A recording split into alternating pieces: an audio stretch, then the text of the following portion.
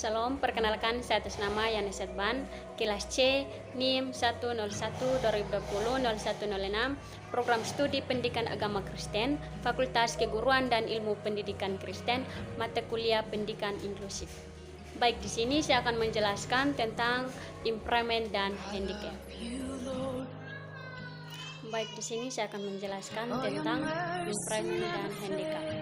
Impairment adalah setiap kehilangan atau kelainan baik psikologi, fisiologi, ataupun struktur anatomi.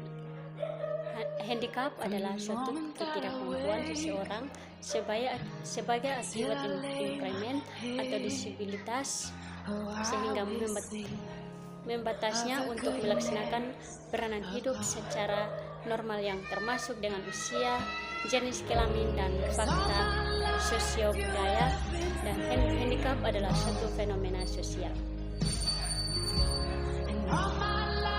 Membicarakan tentang anak-anak yang berkebutuhan khusus, sesungguhnya banyak sekali variasi dan derajat kelainan.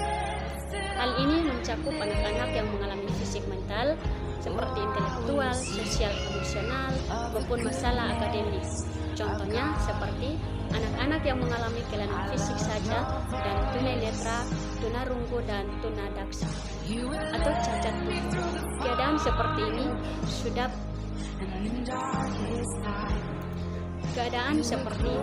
barang tentu harus dipahami oleh seorang guru karena merekalah yang secara langsung memberikan pelayanan pendidikan di sekolah kepada semua anak yang dididik. Menurut Mulyono, anak-anak berkebutuhan khusus atau ABK merupakan anak-anak yang tergolong cacat atau ketunaan. Sedangkan menurut seorang guru besar psikologi pendidikan yang menyebutkan anak-anak berkebutuhan khusus adalah anak yang membutuhkan pendidikan dan layanan khusus untuk mengoptimalkan fungsi kemanusiaan secara utuh akibat adanya perbedaan kondisi dengan kebanyakan anak lainnya. Dengan anak berkebutuhan khusus dapat diartikan secara simpel sebagai anak yang lambat atau mengalami gangguan yang tidak akan pernah berhasil di sekolah, sebagaimana anak-anak pada umumnya. Impairment merupakan suatu keadaan atau kondisi di mana individu mengalami kehilangan atau abnormalitas psikologis, fisiologis, dan anatomis secara umum pada tingkat organ tubuh. Contohnya seperti seseorang yang mengalami amputasi satu kakinya, maka dia mengalami kecacatan.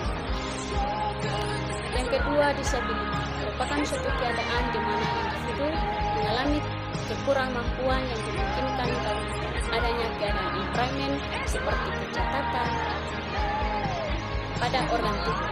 Contohnya pada orang yang cacat kakinya, maka dia akan merasakan berkurangnya fungsi kaki untuk melakukan aktivitas. Yang ketiga, handicap merupakan keberuntungan individu yang dihasilkan dari impairment atau disability yang membatasi atau menghambat pemenuhan peran yang normal pada individu.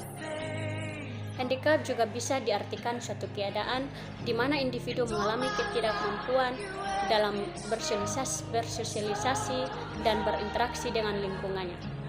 Contohnya seperti orang yang mengalami amputasi kaki sehingga untuk beraktivitas mobilitas atau berinteraksi dengan lingkungannya dia memerlukan kursi roda.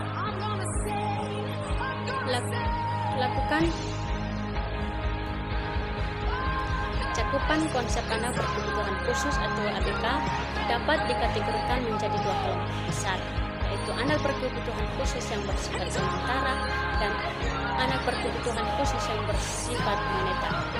Yang pertama, anak bersifat khusus bersifat sementara adalah anak yang mengalami hambatan belajar dan hambatan perkembangan disebabkan oleh faktor-faktor eksternal. Misalnya, anak-anak yang mengalami gangguan emosi karena trauma akibat diperkosa sehingga anak ini tidak dapat belajar. Anak seperti ini dapat dikategorikan sebagai anak berkebutuhan khusus atau temporer, dan oleh karena itu ia memerlukan layanan pendidikan yang disesuaikan pendidikan berkebutuhan khusus. Apabila hambatan belajar membaca seperti itu tidak mendapatkan intervensi yang tepat, boleh jadi anak ini akan menjadi anak yang berkebutuhan khusus permanen. Yang kedua, anak berkebutuhan khusus yang bersifat menetap atau permanen adalah anak yang mengalami hambatan belajar dan hambatan perkembangan yang bersifat internal dan akibat langsung dari kondisi kecacatan, yaitu seperti anak yang kehilangan fungsi penglihatan, pendengaran, gangguan perkembangan kecerdasan dan kognisi, gangguan gerak atau motorik, gangguan interaksi komunikasi, gangguan emosional, sosial, dan tingkah lakunya.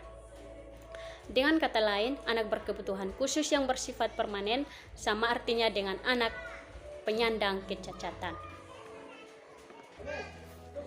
Oleh karena itu, berkonsekuensi logisnya adalah lingkup garapan pendidikan kebutuhan khusus menjadi sangat luas, yang berbeda dengan lingkup garapan pendidikan luar biasa yang hanya menyangkut anak penyandang cacat. Terima kasih.